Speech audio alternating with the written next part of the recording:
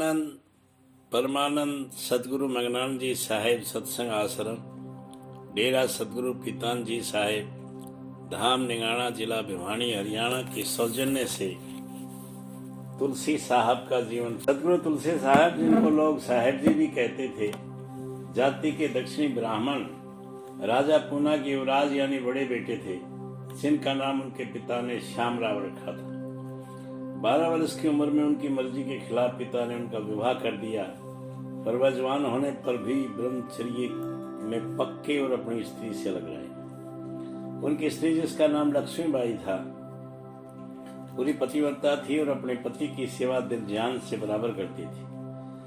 आखिर को एक दिन जब उनके पति किसी बाहरी सेवा पर बड़े प्रसन्न हुए और उनसे वर मांगने को कहा, तो उन्होंने अपनी सास का सीख के अनुसार यह वर मांगा कि मुझे एक पुत्र हो। साहिब जी ने कहा, बहुत अच्छा, और 10 महीने पीछे बैठा हुआ। साहब जी के पिता भी बड़े भक्त थे और जब उनकी इच्छा हुई कि उनको राज गद्दी देकर आप एकांत में रहकर मालिक की बंदगी करें, परंतु उनको 1000 समझाए वे किसी तरह राजी न हुए और उनके पिता से बैराग और मुक्ति की ऐसी चर्चा की कि उनको जवाब न आया। फिर भी वह इनकी राजगद्दी पर बैठने की तैयारी करते रहे। जब गद्दी पर बैठने को एक दिन बाकी रहा तो साहिब जी अपने पिता से मिलने बाग को थोड़े से सवारों के साथ जो उनकी निगरानी के लिए तैनात थे गए और वहां से आगे हवा के बहाने एक तेज तुर्की घोड़े पर सवार होकर निकल गए। जब जिसकी ओट में वह घोड़ा भगाकर अपने साथियों से अलग हो गए, राजा ने यह खबर सुनकर उनकी खोज के लिए चारों ओर देश विदेश आदमी व सवार दौड़ाए, पर जब कहीं पता न लगा तो अति उदास व निराश होकर राज्य को त्याग किया और अपने छोटे कुंवर बाजीराव को गद्दी पर बिठाया।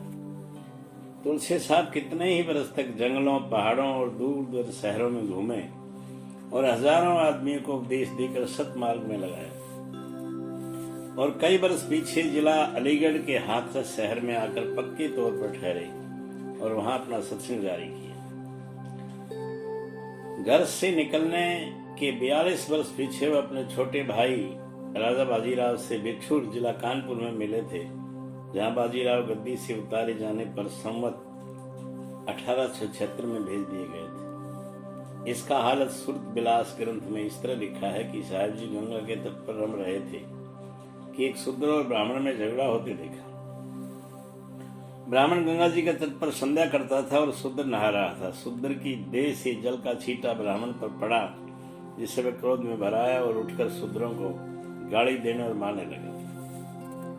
साहिब जी के पूछने पर उसने सब हाल कहा और बोला कि शूद्र ने जल की छींट अपने बदन से उड़ाकर मुझे अपवित्र कर दिया है और अब मेरे पास दूसरी धोती भी नहीं है कि मैं नहा सकूं, पहनूं और पूजा खत्म। साहिब जी ने समझाया कि तुम्हारे ही शास्त्र के अनुसार गंगा और शूद्र दोनों एक ही पद से यानी विष्णु के चरण से निकले, फिर क्यों एक को पवित्र और दूसरे को अपवित्र मानते? यह सुनकर ब्राह्मण लज्जित हुआ। घाट पर जो लोग जमा थे उनमें से राजा बाजीराव के एक पंडित ने साहिब जी को पहचान लिया, क्योंकि इनका अति सुंदर और मोहनी रूप जिस किसी ने एक बार भी दर्शन किया उसकी आंखों में समा जाता था। उसने तुरंत राजा को खबर भेजी कि आपके भाई आए। राजा नंगे पांव दौड़े और साहब जी के चरणों पर विलाप करते हुए गिरे और बड़े आदर भाव से सुखपाल पर बैठाकर घर ले आए और चाहा कि उनको वहीं रखें, पर वह एक दिन वहां से भी चुपचाप चलते हुए।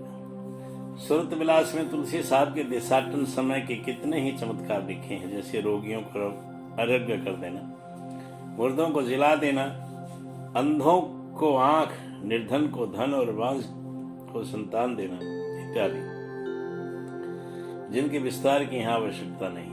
ऐसी कथाएं महात्माओं की महिमा बढ़ाने के लिए लोग अक्सर गढ़ लेते हैं।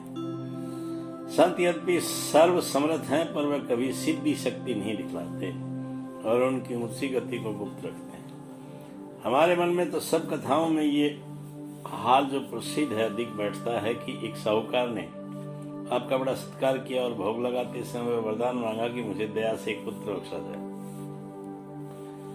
तुलसी साहब ने अपना सौंटा उठाया और ये कहकर चलते हुए कि लड़का अपने सरगुण इससे मांग।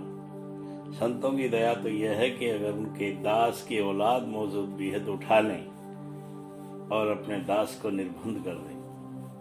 तुलसी साहब के उत्पन्न होने का संवत सूरत विलास में नहीं दिया है, पर यह लिखा है कि उन्होंने अनुमान 80 वर्ष की अवस्था में जेठ सुदी विक्रमी संवत 1899 या 1900 में छोड़ा। इससे उनके देह धारण करने का समय संवत 1820 के लगभग ठहरता है। हाथरस में इनकी समाधि मौजूद है और बहुत से लोग वहां दर्शन को जाते हैं और साल में एक बार भारी मेला होता है। यद्यपि इनको इस संसार से गुप्त हुए 70 वर्ष से कम हुए हैं, पर उनके अनुयायियों ने न जाने किस मसलत से उनका जीवन समय को ऐसी भूल भुलैया में डाल रखा है कि लोग उसे सैकड़ों वर्ष समझते हैं। मुंशी देवी प्रसाद ने भी, जो अब इस मत के आचार्य कहे जाते हैं, घट रामायण की भूमिका में इस भ्रम को दूर करने की कोशिश नहीं की। हमने तो इस मत के कई साधुओं और ग्रस्तों से तुलसी साहब का जीवन समय पूछा तो उन्होंने एक मुंह होकर अब से 350 वर्ष पहले बताया, जो कि गोसाई तुलसीदास जी की जग प्रचलित सरगुण रामायण की कर्ता का समय। तुलसी साहब ने निसंदेह घट रामायण के अंत में फरमाया है कि पूर्व जन्म में आप ही गोसाई तुलसीदास जी के चोले में थे और तभी घट रामायण को रचा, परंतु चारों ओर से पंडितों, भेषों और सर्वमत वालों को भारी विरोध देखकर उस ग्रंथ को गुप्त कर दिया और दूसरी सरगुण रामायण उसको जगह समय अनुसार बना दी। इससे यह नतीजा साफ तौर पर निकलता है कि घट रामायण को तुलसी साहब ने जब दूसरा चोला अनुमान 140 वर्ष पीछे धारण किया तब प्रकट किया, न कि पहले चोले से। सवाल यह है कि कोई संत तुलसी साहब के नाम के पिछले 70-75 वर्ष के अंदर हाथरस में उपस्थित थे या नहीं, जो वह सत्संग कराते थे और उपदेश देते थे, और जहाँ उनकी समाधि अब तक मौजूद है। हमको इसलिए कोई संदेह नहीं है कि ऐसे महापुरुष अवश्य थे, क्योंकि हम आप उनकी समाधि का दर्शन कराए और 2 प्रशासनिक सत्संगी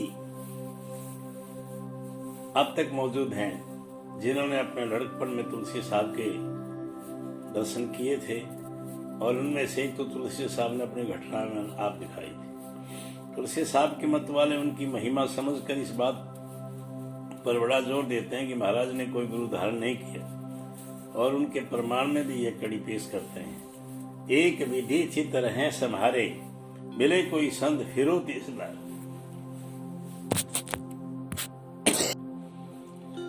ये कड़ी तुलसी साहब के पूर्व जन्म के चरित्र में पहली चपाई की 20वीं कड़ी है, और उसी के 2 पन्ने आगे वर्णन भेद संत मत में पहला सोटा लोगों की इस वर्ष का खंडन करता है। तुलसी संत दयाल निज न्याहाल मोको कियो, लियो शरण के माही जाई जन्म फिर जियो। इसमें संदेह नहीं कि तुलसी साहब स्वयं संत थे जिनको गुरु धारण करने की जरूरत न थी, लेकिन मर्यादा के लिए किसी का नाम आतर को अवश्य गुरु बना लिया होगा, जिसके लिए संत सतगुरु कबीर साहब और संतों की नजीर मौजूद। तुलसी साहब अगर हाथरस के बाहर एक कंबल ओढ़े और हाथ में झंडा लिए दूर दूर शहरों में चले जाया करते थे। जोगिया नाम के गांव में जो हाथरस से 1 मील पर है, उनका सत्संग जारी किया, अपना बहुतों को सतमार्ग में लगाया। इनकी हालत अक्सर गहरे खिंचाव की रहा करती थी, और ऐसे आवेश की दशा में धारा की तरह ऊंचे घाट की बानी उनके मुख से निकलती। जो कोई निकटवर्ती सेवक उस समय पास रहा, उसने जो सुना समझा लिख लिया, नहीं तो वह बाणी हाथ से निकल गई। इस प्रकार के अनेक शब्द उनकी शब्दावली में। तुलसी साहब के अनुयायी अब तक हजारों आदमी हिंदुस्तान के शहरों में मौजूद हैं। उनका प्रसिद्ध ग्रंथ घट रामायण, शब्दावली और रतन सागर।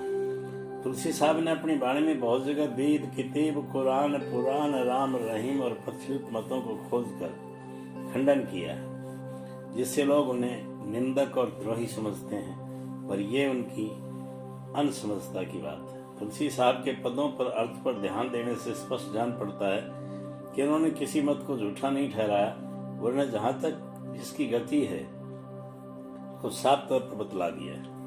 उनका अभिप्राय केवल यह है कि इस सबसे ऊंचे और समस्त पिंड और ब्रह्मांड के धनियों की धनी का बांधना चाहिए और उसी की सेवा और भक्ति करना चाहिए। निर्मल चैतन्य देश से नीचे के लोगों के धनियों की भक्ति करने से परिश्रम तो उतना ही पड़ेगा और लाभ पूरा न उठेगा, तथा भगत का काम अधूरा रह जाएगा और वह आवागमन से न छूटेगा।